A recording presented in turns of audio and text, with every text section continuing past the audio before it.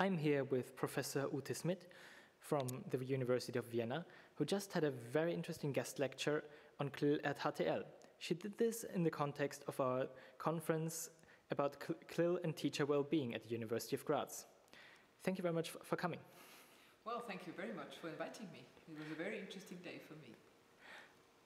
First of all, for the people who don't know anything about the subject, could you quickly explain what CLIL is? Yeah, CLIL is an abbreviation. It stands for Content and Language Integrated Learning, and it describes a presently very popular teaching approach across all levels of education, in which a language other than the first language of most participants is used for teaching all kinds of content subjects, such as geography or biology or engineering if you go to the tertiary level.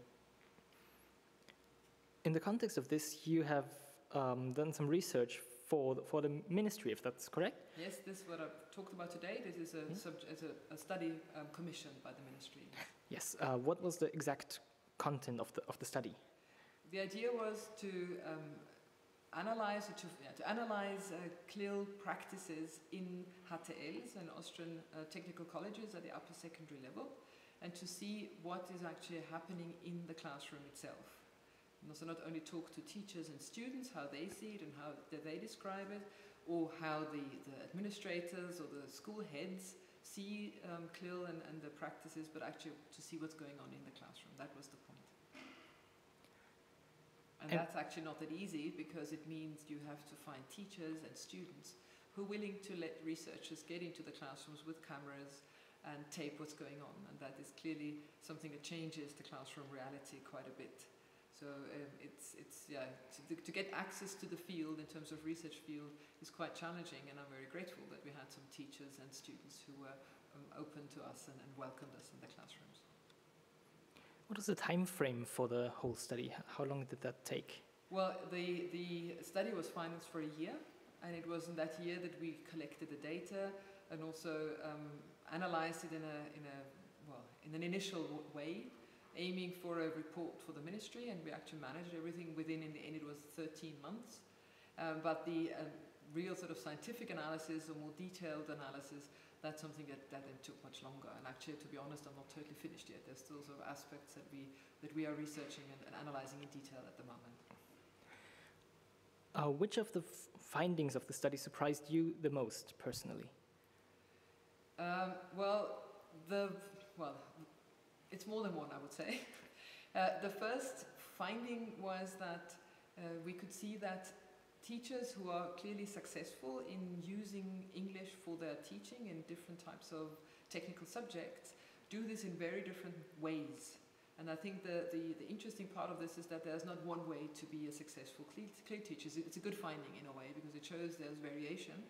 And it depends on a number of factors which way of using the language, of integrating it into the classroom makes sense and is efficient and effective. So that is an overall kind of insight, I think, that is really reassuring for both teachers and also from a research perspective, and for students as well, I think.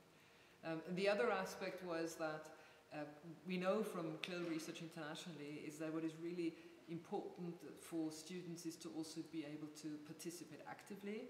If there is the idea of language learning should also be supported in some way.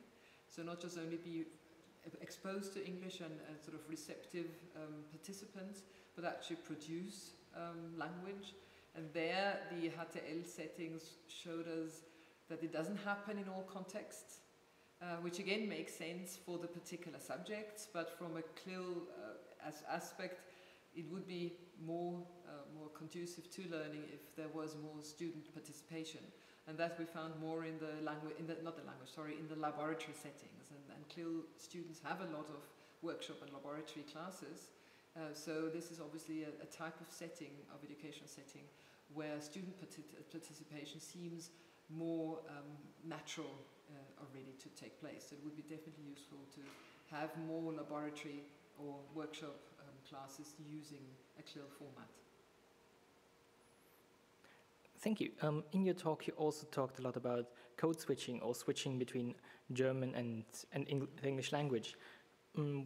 How do you see the role of that in CLIL? Is it positive, or is it negative, or is it neutral? I see it as an integral part to begin with. It's not an addition, it's part of what teaching in a CLIL format means, because we have a bilingual group of learners, because in the end learners share either a first language, or at least it's the main language of education, so in Austria it's German, and then another language. There's usually second language, namely English, or second or first foreign language is used as well. So it is a bilingual setting, and bilingual settings usually come with bilingual language use. So it is a sociolinguistically speaking integral aspect, and we can also see from what's happening that it happens very often. Actually, surprisingly, in our data set, we had instances where it was happening very little. In some particular teachers preferred a very monolingually English approach in their teaching. Others had a more of a bilingual approach. And from what we know, not only from this study, but from other research, actually allowing both languages and giving both languages a role in the pedagogical setting can be used really fruitfully and makes a lot of sense for the educational experience. One last question. Why HTL? What makes the HTL form special as opposed to, for example, the normal BRG? Well, there are two reasons for this. One is because of the policies and the CLIL policies that have been introduced some time ago. So HTLs are a school form that has CLIL as a requirement for all learners and for the last 3 years of their school. And that is very, very special, also internationally speaking, because it doesn't happen very often, and we don't have a lot of cases where CLIL is a compulsory part of education, particularly at upper secondary level. And the other point where I find it particularly interesting is my main research focus has always been on the tertiary level, and I find HTLs is a great aspect to look at the threshold, the preceding age group. And there's a lot of overlap and a lot of similarity, so it's interesting to expand for me into the upper secondary cohorts as well. Thank you very much. That was very enlightening. Is there anything else you would like to add? Well, basically just say thank you very much for having me here and for this great one-day seminar that Professor Mercer put together, because I learned a lot about teacher well-being, which was definitely enlightening as a researcher, but also as a very busy academic. So thank you also for taking the time to letting me speak here.